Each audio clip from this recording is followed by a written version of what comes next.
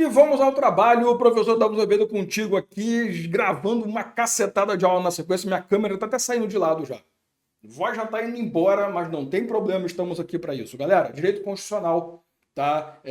Analista judiciário na área administrativa, concurso TSA unificado. Vamos comentar as questões a partir de agora. Sempre lembrando, você que está no YouTube, dá aquele like, compartilha, faz aquele monte de coisa, se inscreve, dá aquela moral, fala que você gosta de mim, dá um comentário e fala, esse cara é escroto, mas... Tá? Tamo junto. Vambora. Vamos trabalhar. Questão 1. Engraçado que para analista eles dividiram certinho assim, os tópicos, né? No que se refere a princípios fundamentais e aplicabilidade de normas. Olha que legal, artigo 1º a 4º, um pouquinho ali da introdução do artigo 5º, né? Quanto à aplicabilidade, todas as normas constitucionais possuem algum grau de eficácia, isto é, a capacidade de produzir efeitos, certo? Galera, olha só. Eu tenho certeza que eu já fiz uma questão idêntica a essa da Sebrasp.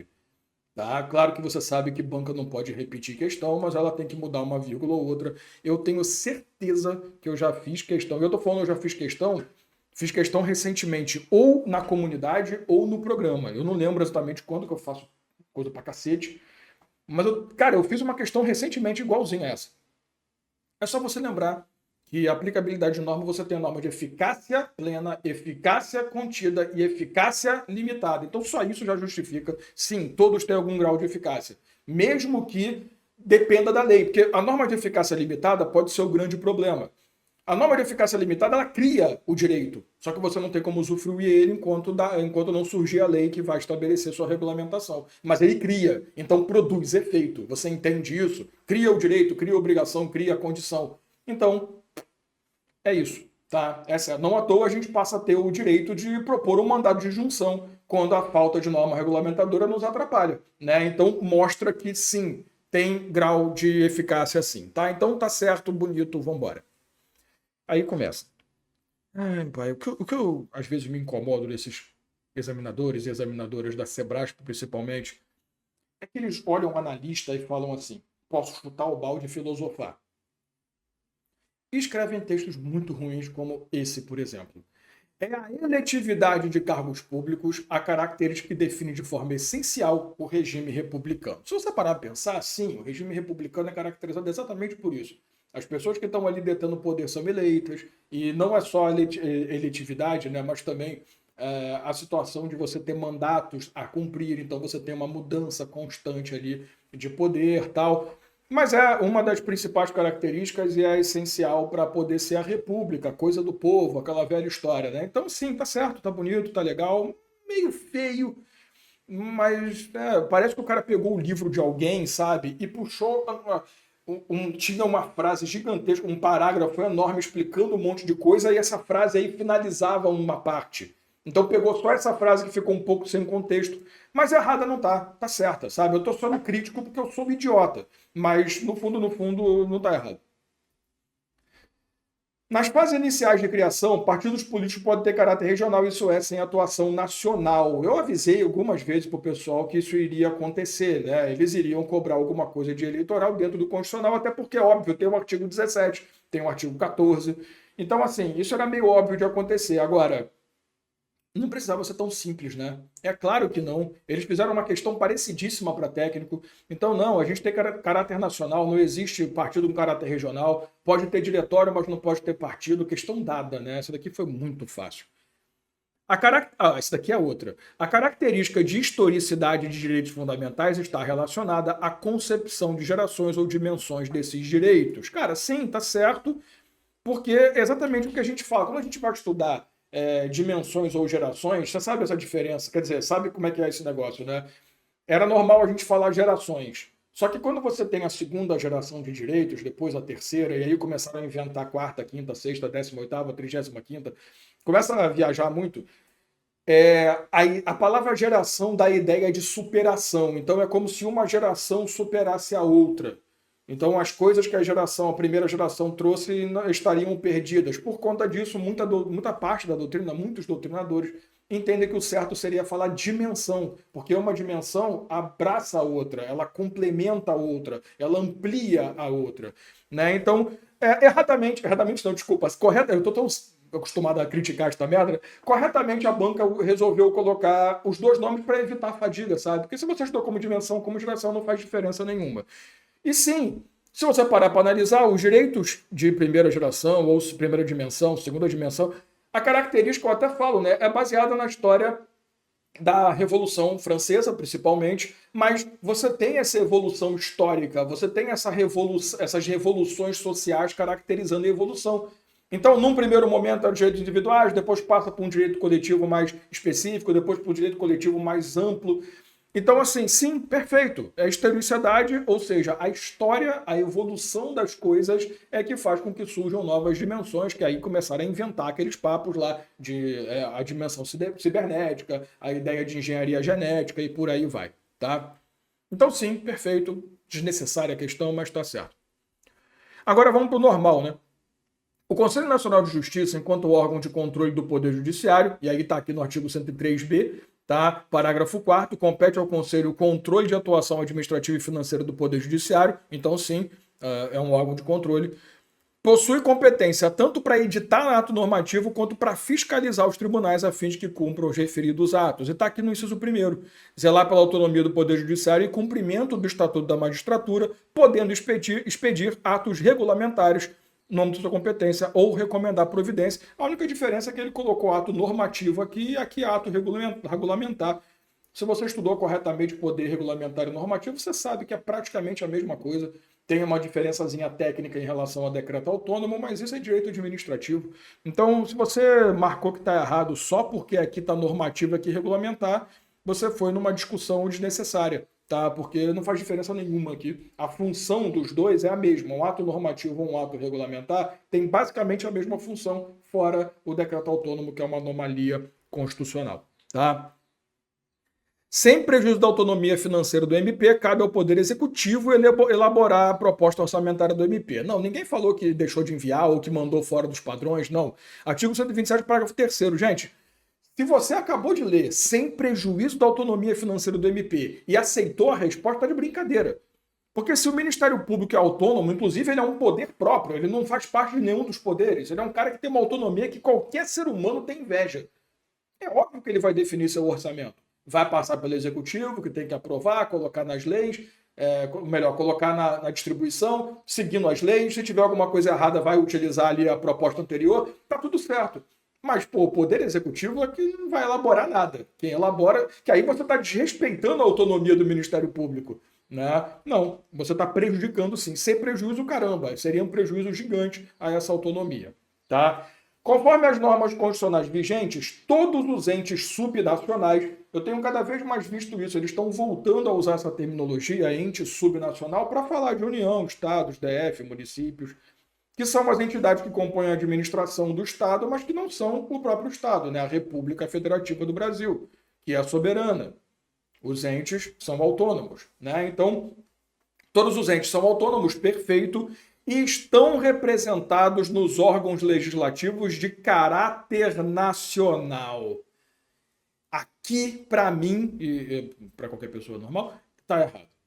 Porque, não, o município não tem representatividade de caráter nacional, não. Os estados têm, porque eles elegem deputados federais, deputados... estaduais não, né? Senadores federais, tá? Então, esses caras estão no órgão legislativo de caráter nacional. Você tem também o Distrito Federal, né, indicando deputados distritais, porém, os vereadores não participam do órgão legislativo nacional. Então, está errado por conta disso. Todos não. O município ficaria de fora. Tá? Então, por isso, errado. A não imposição de sigilo aos atos e documentos do poder público e a possibilidade de deferir pedidos de acesso à informação bastam para atender ao princípio da publicidade conforme a atual concepção, mas nem ferrando. Vamos fazer algumas observações. Eu trouxe o artigo 37, parágrafo 1º, como um exemplo, tá? Não é a resposta que está aqui, não. Mas ele está afirmando para mim que o princípio da publicidade é atendido pelo simples fato que você não impõe sigilo em ato, ou seja, o ato é público, e que você defere pedido de acesso. Galera, não é isso, não. Se você lembra, mas eu não precisei estudar lá, se você lembra da Lei de Acesso à Informação, o básico, ou até o próprio artigo 5º da Constituição, nós temos transparência ativa e transparência passiva. Então, a divulgação ativa de informações sem necessidade de pedido, por exemplo, é uma forma também de respeitar o princípio da publicidade. Não está aqui. E não basta. Não só são esses dois aqui que são suficientes, não. A transparência ativa. Eu trouxe o artigo 37, parágrafo 1º, como um exemplo. Publicidade de atos, programas, tal, como o caráter educativo. Quando você vai fazer um concurso público, a publicação do edital em diário oficial. Então não é só isso não, essa transparência ativa em que você não aguarda um pedido, você já divulga uma informação, também é uma forma de atender o princípio. Eu achei muito ruim essa questão, vou ser muito sincero, mas é tranquila até de você entender. Porque ele usou aquele bom e velho limitador, né, para dizer que só isso aqui já é o atendimento ao princípio da publicidade. Questão muito ruim, mas vamos embora. Apesar da terminologia adotada na Constituição quanto à responsabilidade do presidente, os denominados crimes de responsabilidade não têm natureza jurídica penal. Certíssimo. Tá? Porque se tivesse, teria que ser julgado o presidente, por exemplo, na justiça criminal. Entendeu? Então, até quando a gente fala sobre crime de responsabilidade é uma coisa, crime é outra. Apesar do nome, o julgamento. Até eu trouxe aqui, ó, artigo 85. São crimes de responsabilidade, ato do presidente que atentem contra a Constituição Federal. Ah, mas isso aqui pode ser um crime. Mas tudo bem. Artigo 86. Admitida acusação contra o presidente, blá blá blá, será ele submetido a julgamento perante o STF, nas infrações comuns, ou perante o Senado nos crimes de responsabilidade. Entendeu? Então é como se fosse uma infração penal especial, que não é, claro, mas não tem natureza jurídica mesmo penal, tá? Ele tem uma natureza administrativa. É um crime, mas não é um crime, que senão seria julgado na Justiça Federal. Não à toa, lembre-se do caso do impeachment da Dilma, foi baseado em crime de responsabilidade. Então a punição não é a prisão, você entende isso? Porque quando tem natureza jurídica penal, a restrição de liberdade, atingir sua liberdade é uma punição. Aqui não, aqui é perder mandato, ficar inelegível, ter que comprar sorvete por vizinho, essas coisas. A iniciativa de projeto de lei pode ser extraparlamentar, ou seja, originária de autoridades que não compõem o poder. Porra, óbvio. Fácil. Eu trouxe o artigo 61 como exemplo, né? Iniciativa de lei complementar e ordinária cabe a qualquer membro ou comissão da Câmara, legislativo. Do Senado, legislativo. Do Congresso, legislativo. Do Presidente da República, pronto, já saiu. Ele não é parlamentar, é um extra-parlamentar. Ah, mas Dalmo, eu entendo como. Pô, tá bom, STF, Tribunais Superiores, Procurador-Geral da República, cidadãos que podem propor projeto de lei. Acabou, né? Então, óbvio, dada, fácil, tranquila, bem de boa. Direito Constitucional, uma prova tranquila, mas com aquele jeitinho da Sebrasp de fazer algumas questões bem desnecessárias, né? Vamos falar sobre direito administrativo, uma prova muito tranquila, convenhamos, uma prova bem de boa no AJA. A de técnico foi um pouquinho mais difícil até, se quiser parar para analisar, mas uma prova bem light, tá? Com seus detalhes, mas nada super exagerado. Já falei muito? Já, né? Então vamos embora. Vamos para a tela e vamos começar. No que concerne ao processo licitatório, já começa logo na 14133. Julgue os itens a seguir. Não se admite a posição de sigilo em relação aos atos praticados em processo licitatório, podendo haver apenas o diferimento da publicidade quanto ao conteúdo de propostas até a respectiva abertura. Isso aqui tem dois detalhes interessantes, tá? Você pode responder tanto pelo princípio da publicidade quanto pelo princípio do sigilo das propostas, né? E essas duas respostas aqui não precisariam do artigo 13, não. Eu coloquei ele aqui só para te ajudar. Mas por quê? O que o princípio da publicidade geral nos ensina? O ato administrativo, em regra, é público, mas é possível aplicar sigilo de acordo com as condições da lei para defender o interesse da administração, segurança nacional, blá, blá, blá, blá, blá, blá. Então isso já derruba de cara a questão. E pelo princípio do sigilo das propostas, aí sim você tem uma explicação. Nesse caso, as propostas podem ser sigilosas até que sejam abertas, para evitar que você tenha um acesso indevido de informações, tá? Porém, não é o único caso de sigilo, né? O sigilo das propostas te ajuda a entender que isso aqui realmente acontece, mas não te ajuda em mais nada e em momento nenhum diz que é o único caso de sigilo. Aliás, o artigo 13 da lei fala, né? Os atos são públicos, ressalvada a hipótese de informação cujo sigilo seja imprescindível à segurança da sociedade, do Estado na forma da lei. E para piorar, ele ainda fala, a publicidade será diferida quanto ao conteúdo de proposta, quanto ao orçamento. Então, para piorar, ele ainda colocou apenas o diferimento quanto ao conteúdo de proposta. Não, ainda tem o orçamento da administração também. Tá? Então, é uma questão que está, assim, parecido comigo, toda errada. Tá? A licitação será dispensável para aquisição de material ou contratação de serviço que só possa ser fornecido por produtor, empresa ou... Desculpa, na boa, se você marcou isso aqui como certo, você precisa rever a sua forma de estudar. É impossível você errar isso aqui. Cara, se ele está falando que é representante comercial exclusivo, é inviável a competição, não tem como errar, cara. É óbvio que isso aqui não é licitação dispensável. Até a pessoa que fez a prova, meus parabéns, você acertou. É licitação exigível. Nada, impossível. Coloquei o artigo 7.4 só para dizer que eu coloquei, tá? Porque, ó, eu até quando eu vou explicar a contratação direta, eu falo isso. Lembre-se, inexigibilidade é a condição de impossibilidade licitatória. Dispensa, seja licitação dispensada ou dispensável, é situação de viabilidade licitatória, mas que eu não preciso licitar ou que eu estou proibido dependendo da classificação. Tá? Então, até para quem não estudou detalhadamente, só esse finalzinho já era suficiente. Tá? Então, contexto, tá vendo como é que é importante o contexto da lei? E não ficar apenas fazendo decoreba igual muita gente defende? Pregão é a modalidade de licitação obrigatória para aquisição de bens e serviços comuns. Sim, até coloquei aqui o artigo 6º, tá? Que eu particularmente gosto. Eu não sei como foi o teu estudo, né? Quem está dentro do programa estou comigo, né? Mas se você está no YouTube assistindo esse vídeo e você estudou com alguma outra pessoa, cara, toda vez que eu dou aula de modalidade, eu pego os conceitos das modalidades no artigo 6º, depois eu vou para a lei e direito. Então, sim, você poderia resolver pelo artigo que fala do pregão? Poderia, mas aqui está tudo mastigado. O artigo 6º é lindo. Então, ó, obrigatória para aquisição de bem e serviço comum. Obrigatória para aquisição de bem e serviço comum. Critério de julgamento pode ser menor preço, maior desconto. Critério de julgamento pode ser menor preço, maior desconto. Tá certo. Pronto, obrigado, queridão. Bonito, lindo, certo. Próximo. Vamos mudar.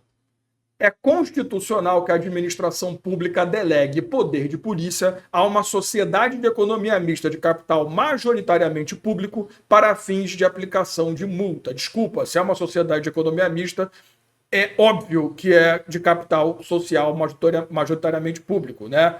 Se bem que ele não está dizendo, né, não, eu tô sendo exagerado também, né, que pode ser uma sociedade de iniciativa privada. Como é capital majoritariamente público, ele não falou aqui claramente, né, uma sociedade de economia mista da administração indireta. Então, desculpa, estou criticando à toa. Né, que pode ser sociedade de capital privado prevalente, que ele não pode compor a administração. Né? Então é constitucional delegação do poder de polícia quanto à aplicação de multa de trânsito. Isso aqui é aquela questão tradicional. Quando você vai estudar poder de polícia, você aprende ciclos de polícia e você entende toda aquela estrutura. Tem aquele papo da BH Trans que gerou o tema 532, né? Que sim, é delegável desde que, seja uma entidade que presta meramente serviço público e 2, não exista concorrência. É o que está aqui, ó. É constitucional a delegação do poder de polícia por meio de lei, pessoa jurídica integrante da administração pública, então tem que ser capital majoritariamente público, está aqui inclusive, eu não sei porque eu quis destacar como se não tivesse escrito, que prestem, exclusivamente serviço público de atuação própria do Estado e 2, regime não concorrencial. O interessante é você pensar o seguinte, mas Dalma, ele não fala desses requisitos? Não precisa. Porque é constitucional, sim, que você delegue esse poder. Tem requisitos? Tem. Mas em momento nenhum ele falou que é constitucional a livre liberdade, a livre delegação, não. É uma delegação com requisitos.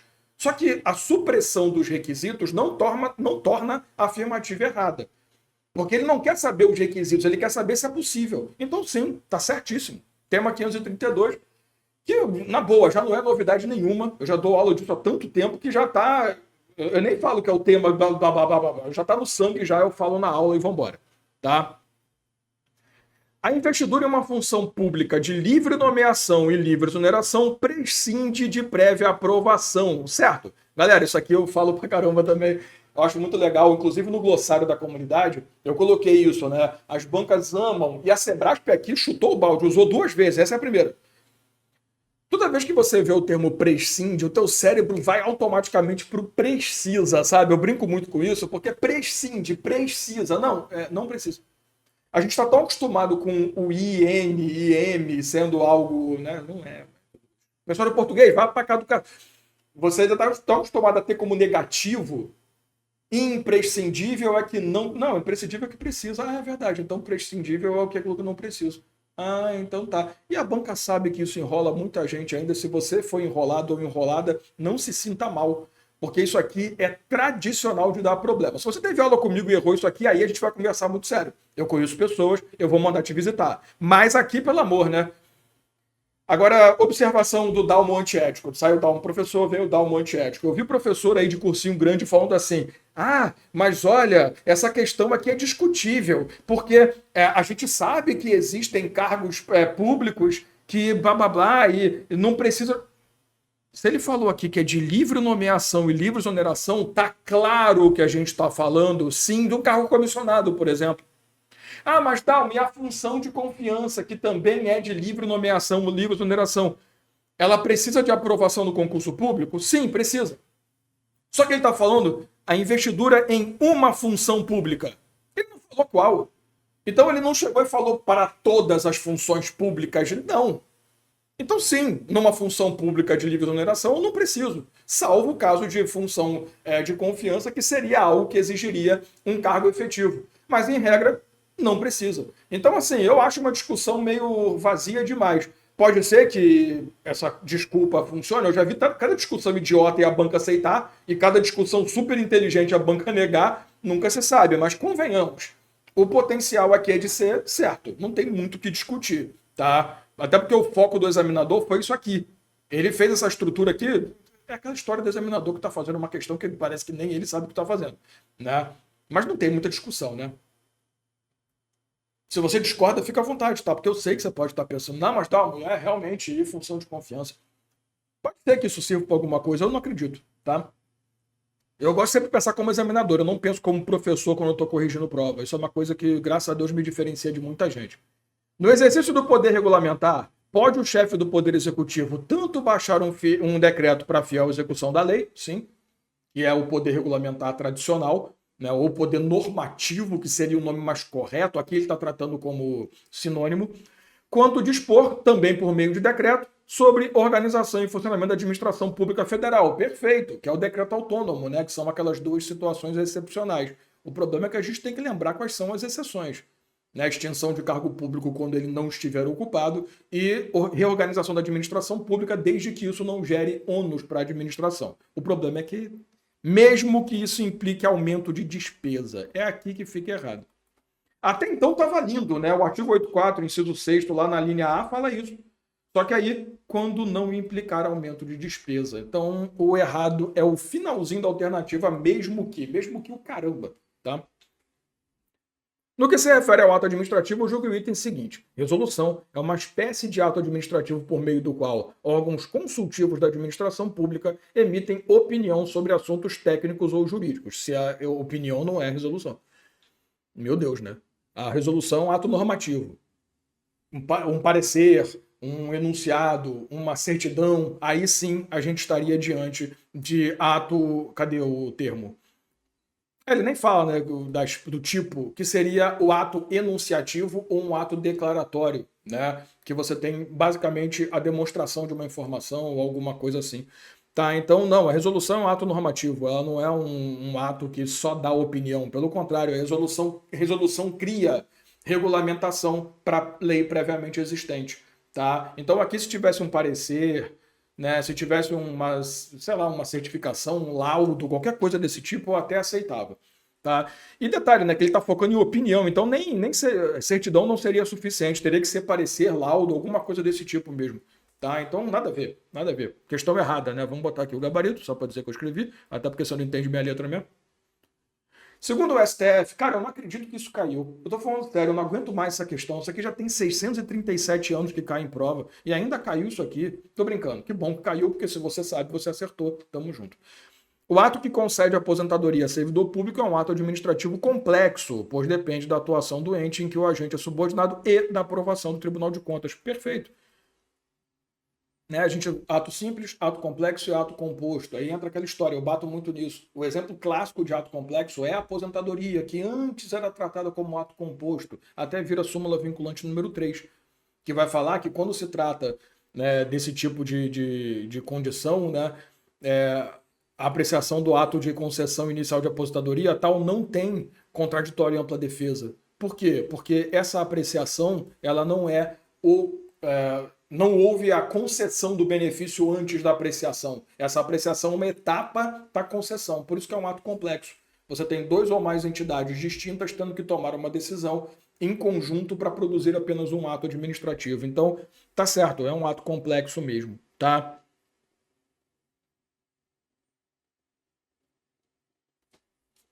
Desculpa, eu parei aqui porque eu li aqui. Blá, blá, blá, subordinado. Opa, subordinação é ato, mas tá certo, porque ele tá falando do agente que é subordinado ao ente, então o ente tem que aceitar e o Tribunal de Contas aprecia, tá certo. Desculpa, eu travei porque eu fiquei, opa, será que eu caí nessa banana, escorreguei nessa casca de banana? Caí nessa banana e ia pegar mal, né? Deixa aí, não corta não. Se você me zoar nos comentários, você nunca vai passar numa prova de concurso. Pelo menos não nas próximas 2 semanas. Depois você pode passar, eu deixo.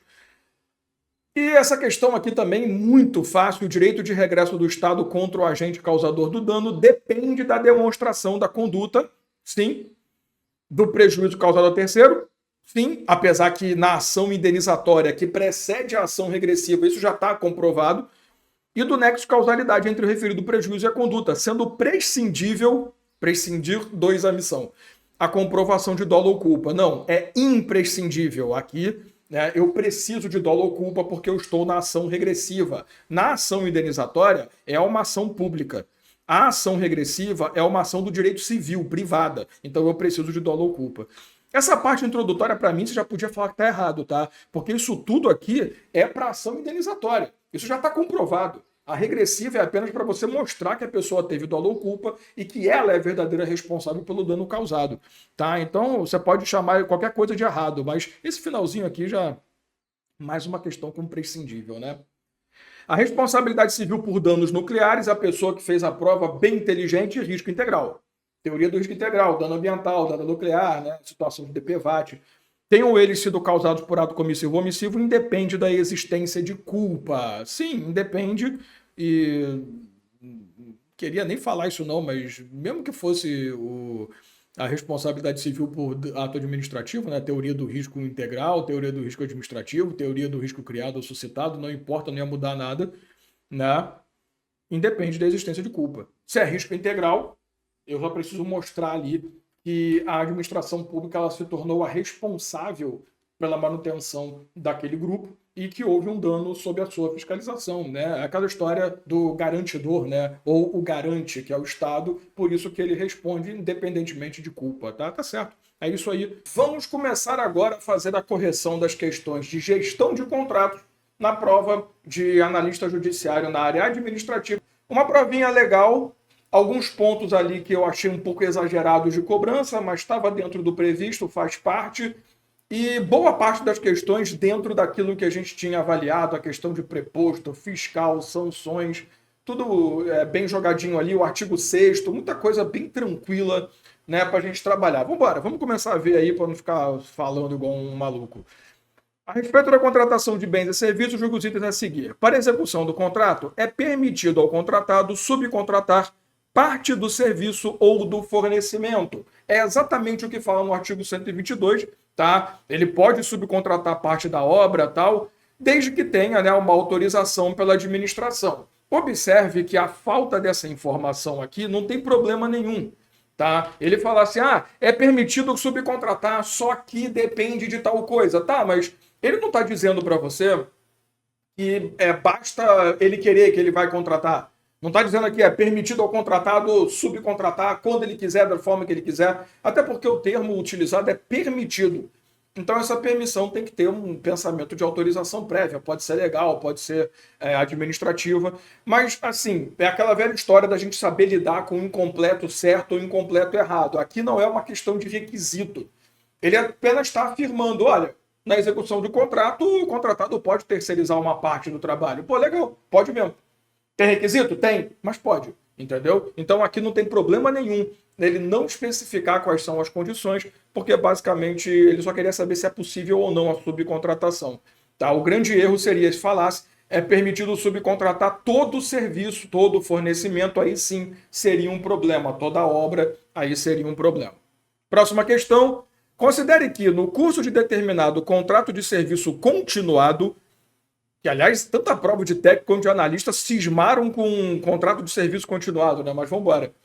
É uma lógica. A administração tenha se recusado a emitir decisão sobre reclamação relacionada à sua execução, sob a alegação de ser meramente protelatória. Nessa situação, a administração agiu em desconformidade com a lei. Galera, é o seguinte, olha só. Isso aqui, mesmo que você não tenha estudado, é uma questão que você precisa sempre lembrar. Eu bato muito na tecla com a galera que quando você fala em decisões, né, manifestações da administração pública, a gente exige motivação o tempo inteiro. Só que assim, tem dois casos que você nunca vai exigir motivação. Quando, a própria lei não estabelece, então você fala de livre exoneração, por exemplo, não tem que motivar, porque a exoneração é livre, né, do comissionado, da função de confiança. E qual é o segundo caso? Quando a gente está diante de uma situação em que a reclamação por si só não tem validade. E aí costuma a gente falar sempre em manifestações impertinentes ou aquelas que sejam meramente protelatórias, que são só mesmo para enrolar, para fazer com que o processo demore. Então, quando ele fala aqui que a administração se recusou a emitir uma decisão porque ela alegou ser meramente protelatório, ela agiu corretamente. Se era meramente protelatório ou não, a gente não sabe, a gente não tem a situação em mãos e também dane-se, a gente não está aqui para julgar isso. Então, ela agiu em desconformidade? Não, não agiu. Até por conta do artigo 123, olha o que ele fala. Terá o dever de explicitamente emitir decisão sobre todas as solicitações e reclamações, ressalvados requerimentos manifestamente impertinentes, meramente protelatórios ou de nenhum interesse para a boa execução do contrato. Porque se fosse assim, a administração tivesse que ficar respondendo toda a manifestação que tivesse, o contrato não era executado nunca, ou pelo menos ele seria executado numa demora absurda, né? Então, erradíssimo, porque sim, a administração agiu corretamente. A gente não tem um caso concreto para avaliar se é meramente protelatório ou não, então a gente vai basicamente no que está na lei, tá? Em caso de suspensão do contrato, o cronograma de execução será prorrogado automaticamente pelo tempo correspondente, anotada tais circunstâncias, mediante simples apostila. Isso aqui é bem tranquilo, até porque isso é para qualquer coisa. Ó. Em caso de impedimento, paralisação ou suspensão, esse cronograma é prorrogado automaticamente pelo tempo correspondente. Por quê? Porque eu preciso cumprir o contrato dentro do prazo. E se aconteceu alguma coisa que impediu durante um tempo a execução do contrato, esse tempo perdido, já diria a Legião Urbana, tem que ser recuperado de alguma forma. Imagina se você tivesse que fazer um aditivo, fazer um registro, manual, blá blá blá, autorização. Porra, não, né? Por isso que é automático e simples apostila, é um simples procedimento de inclusão da informação. Não precisa de termo aditivo, não precisa de frescura nenhuma. Então, um gabarito certinho, com base ali no artigo 115, parágrafo 5º, tá? Tudo da Lei 14.133, né? Eu não falei por questões óbvias. A contratação de terceiro exime responsabilidade do fiscal. Cara, isso aqui foi uma coisa que eu bati muito. Aliás, vou falar uma coisa de fundo do coração para vocês. O que você mais vai ouvir é professor falando isso. Eu avisei que ia cair preposto, fiscal. Era a coisa mais óbvia do mundo, mas aí a gente tem aquela questão do ego, né? Que a gente acertou. Isso aqui era óbvio, cara. Isso aqui eu até brinco, né? Que é aquele que o professor olha e fala, agora eu se consagro. Já diria o querido Milton Leite. Né? Agora eu vou tirar a onda com meus alunos, que eu vou falar que vai cair, cai. Porque é óbvio que caiu um troço desse. Artigo 117, 118, esses daí são os artigos que a gente esperava cair uma, duas, até três questões, quem sabe. Né? Então a primeira já está aqui, artigo 117, parágrafo 4º, inciso 2º, a contratação de terceiros não eximirá o fiscal do contrato. Até porque esse terceiro ele vai dar a substância necessária para a decisão. O subsídio, para ficar mais bonito, substância parece um negócio meio esquisito, para a decisão ser tomada. Então, naquele ponto em que a informação foi dada, que o fundamento foi dado, o terceiro vai ser responsável. Mas eu tomei decisão, pô. Então, eu vou ter que me responsabilizar pela minha parte, é o que ele fala no final aqui, né, nos limites das informações recebidas do terceiro. Tá? Então, não há não há como eximir de responsabilidade. Tratando-se de serviço contínuo sem regime de dedicação exclusiva de mão de obra, que também é a prova durou esse negócio, somente o contratado é legalmente responsável pelos encargos trabalhistas e previdenciários. Isso daqui foi outra coisa que eu bati muito na tecla também. Toma cuidado. Em regra, o contratado é responsável por tudo sozinho, exceto, e aí vem o parágrafo 2º, a resposta disso aqui está no caput, tá? Mas eu quis trazer um outro prisma que justifica a mesma coisa. Exclusivamente nas contratações com regime de dedicação exclusiva, a administração responde solidária ou subsidiariamente, dependendo do encargo, tá? Então, assim, tá certo? Tá. Porque aqui é um caso de sem regime de dedicação, então, sim, somente o contratado é responsável. Artigo 121, caput. Tá? Então, ele foi pelo outro lado. Normalmente, eles cobram essa exceção, eles cobraram a regra. O jogo é esse mesmo. Compete ao fiscal do contrato receber definitivamente o objeto do contrato. Aqui a pessoa que produziu as questões mostrou que estava com preguiça, né? Porque no técnico judiciário caiu exatamente essa questão, só que caiu a linha A. E agora ela colocou a linha B. Eu sei que você não fez técnico, ou pode ser que você tenha feito técnico, você viu isso, né? Lá ele. Porque, o fiscal do contrato recebe provisoriamente. Perfeito, mas ele não recebe definitivamente. Definitivo, ou é servidor, ou é uma comissão designada para isso, tá? Então não compete receber definitivamente. Seria competência dele o recebimento provisório do objeto contratado, tá bom? O preposto da contratada, isso aqui é a questão mais fácil que podia aparecer, né? Artigo 118. O preposto da contratada, que deve ser aceito pela administração, eu enchi o saco sobre isso, né? Quando a administração indica fiscal, o contratado engole o choro, e quando a contratada indica o preposto, a administração pode falar: esse trouxa aí, não, obrigado, manda outro. Deve permanecer no local da execução do contrato, perfeito, até porque qual seria a função de um preposto se o desgraçado não está ali, né? Não serviria para nada. Então, tá certo, é o artigo 118 na sua melhor essência do mundo. Nos contratos de prestação de serviço contínuo, com baixa chato, né? O contratado poderá fiscalizar a distribuição de recursos humanos alocados, mas não o seu controle ou a sua supervisão. Galera, isso aqui basicamente você encontrava no artigo 6º, lá no inciso 16, que é o inciso que explica o que é o regime de contratação com dedicação exclusiva de mão de obra. Ele traz 3 condições que caracterizam esse tipo de regime de contratação, dentre elas a linha C é o nosso gabarito. Errado, porque ele fala que não, o contratado tem que permitir a fiscalização tanto da distribuição quanto do controle e da supervisão de recursos humanos, até porque é dedicação exclusiva. Tá? Se tivesse aqui sem dedicação exclusiva, não teria nada. Com tem que ter tudo. Né? Então, uma questão que cobrou o artigo 6º, que é um que eu falo para todo mundo ler, porque é o glossário da lei, né? Então ali está a explicação de tudo que você precisa, tá a justificativa da questão, tá? O preposto da contratada deverá anotar em registro próprio, tá errado, não vou nem ler. Inclusive a pessoa que fez essa prova, meus parabéns que acertou. Não é o preposto que vai anotar em registro próprio todas as ocorrências, não, pô. É o fiscal, cara. Artigo 117, parágrafo 1º. O fiscal do contrato é que tem essa função, tá? Se o preposto vai fazer a anotação dele, dane-se. A lei vai determinar as ações do fiscal. Ela não pode determinar como que vai agir necessariamente o preposto. Vai dizer o que é, quais são as funções, mas, pô.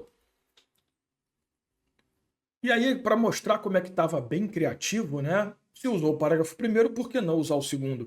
O fiscal do contrato deverá informar seus superiores as medidas convenientes para a execução do objeto apenas nos casos em que houver dúvida jurídica. E olha o que ele fala aqui, ó. O fiscal do contrato vai informar superiores situação que demanda a decisão ou providência que ultrapasse sua competência. Então não é só no caso de dúvida jurídica. É qualquer coisa que não esteja no escopo de possibilidade decisória do fiscal do contrato. Né? Até quando eu estava dando aula sobre isso, eu falei, né, o guia de fiscalização de contratos do TSE, ele deixa muito claro que o fiscal, quando for apontado, o gestor do contrato, sei lá, as suas competências têm que estar devidamente delimitadas no ato de designação. Então, fica muito claro que está errado, que não é só no caso de dúvida jurídica. No que se refere a acompanhamento, eu não vou ficar lendo, porque isso aqui a gente só vai ler depois, né? Vai falar de sanção. Isso aqui também é uma coisa que se esperava, né? Se você vê algum professor tirando onda, nossa, eu avisei que ia cair. Isso aqui era óbvio que ia cair. Né? Primeiro que estava no edital explícito e segundo que isso aqui é lindo para a prova, né? Não é cabível a aplicação de penalidade ao contratado em razão de este ter deixado de entregar a documentação exigida para o certame, uma vez que essa circunstância revela fato anterior ao contrato. É muito inteligente essa questão aqui, tá? Porque a construção dela, ela te faz sentir, pô, realmente, tá certo. Como é que eu vou punir alguém pré-contrato? Pô, cara, olha o artigo 155. O licitante ou o contratado, então pré, pré-licitação e pós-licitação. Não tem essa limitação não, tá? Inclusive, olha a inteligência, né? Não é cabível a aplicação de penalidade ao contratado. Ele colocou esse termo exatamente para você pensar, mas espera aí, se foi anterior ao contrato o fato, então não pode punir o contratado, tem que punir só o licitante. Mas e se essa identificação foi feita posteriormente? O que pode acontecer? Ou você até pode abrir um procedimento para verificar realmente a falta de documentação. Essa documentação ela era exigida para o certame, mas ela foi entregue talvez com algumas condições atendidas, mas nem tudo. Só que para um primeiro momento ela foi suficiente, depois que se percebeu que aquela documentação estava incompleta, era insuficiente, mas para o primeiro momento estava tudo certo. Identificou, e também a gente está falando de licitação, né? O cara pode dar um mole ali e deixar passar. E depois que assinou o contrato, poxa, que pena, né? Já assinamos o contrato, então não dá para fazer nada, tá assim. Então tá errado, porque não existe nada na lei que determine isso, só fala licitante ou contratado pode ser responsabilizado. Ele elenca um monte de ações, um monte de infrações puníveis, e em momento nenhum ele fala essas daqui são antes e essas daqui são depois do contrato, tá? Então não tem nada disso na nossa lei, por isso errado. É lícito a administração aplicar ao contratado sanção de declaração de idoneidade para licitar ou contratar juntamente com a multa. Isso aqui também eu bati na tecla, né? A multa pode ser aplicada junto com qualquer uma das punições. Não à toa, eu trouxe o 156 só o inciso segundo. Porque o inciso 1º, 3º e 4º são os incisos que trazem as outras punições. E o parágrafo 7º deixa isso claro. As sanções previstas nos incisos 1º, 3º e 4º poderão ser aplicadas cumulativamente com a prevista no inciso 2º. Então, certo, é lícito sim, ela pode cumular. É direito do fiscal do contrato administrativo, durante sua execução, ser auxiliado pelos órgãos de assessoramento jurídico e controle interno. Tá certo, mas eu não gostei muito dessa palavra aqui não, tá? É direito, porque parece que ele pode pedir, né? E a própria lei deixa claro que esse acompanhamento tem que acontecer. Tá? O direito realmente que esse cara tem é de contratar terceiros para subsidiar futuras decisões. Mas assim, não está errado. Porque, veja, o fiscal do contrato será auxiliado por órgãos que deverão dirimir dúvida, blá, blá, blá, blá, blá, blá. É um direito. Né? A própria lei dá esse direito a ele, ser acompanhado. Eu não gostei muito, porque eu acho que eles usaram esse direito exatamente para tentar te dar uma confundida. Mas em momento nenhum a lei fala é direito do fiscal, 2 pontos, e vem um monte de coisa. Não. Se está na lei, é direito. Sabe? Então tá certo, tá bonito, tá tudo bem. Mas seria muito mais cabível esse termo direito em relação à contratação de terceiros para acompanhamento técnico, né? Mas assim, eu não vou discutir besteira, né? Então tá certo, tá bonito. Deus abençoe e vamos embora. A obrigação do contratado de comprovar cumprimento de reserva de cargo previsto em lei, isso aqui foi a questão mais pesada que tinha, mas mesmo assim, vamos lá. Esgota-se a cada prorrogação. A obrigação do contratado de comprovar cumprimento de reserva de cargo pessoa com deficiência se esgota a cada prorrogação do prazo de vigência do ajuste. Aí olha o que ele fala. Ao longo de toda a execução do contrato, o contratado deverá cumprir a reserva de cargos. Tá?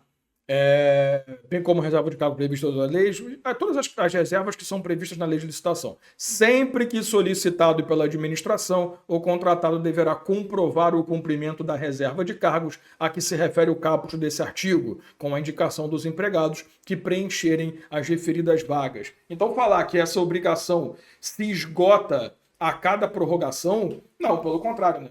Essa obrigação ela é mantida em toda a prorrogação de contrato. Aliás, durante toda a execução do contrato, não interessa quantas prorrogações foram possíveis, eu preciso comprovar. Porque senão o cara vai lá, comprova os requisitos de contratação, ganhou lá a habilitação, beleza, vamos embora, assinou o contrato, depois sai mandando o pessoal embora, agora não precisa mais. Então, por uma questão de garantia, eu preciso preservar essa obrigatoriedade durante toda a execução do contrato, gabarito errado, né? Então, essa aqui é uma questão que você nem precisava, ela é a mais fora, mas você nem precisava ter estudado o artigo 116, que é meio óbvio, né? Que essa é uma obrigação que não pode se desfazer. Chegamos ao fim. Como é que foi a prova aí? O que você achou dessa prova de gestão de contrato? Eu acho que foi de boa, né? Ela não foi tão pesada. A de técnico conseguiu ser um pouquinho pior do que essa daqui, mas foi bem de boa. Tamo junto? É isso. A gente se vê então no próximo vídeo, que eu vou comentar diversas questões aí dessa prova, beleza?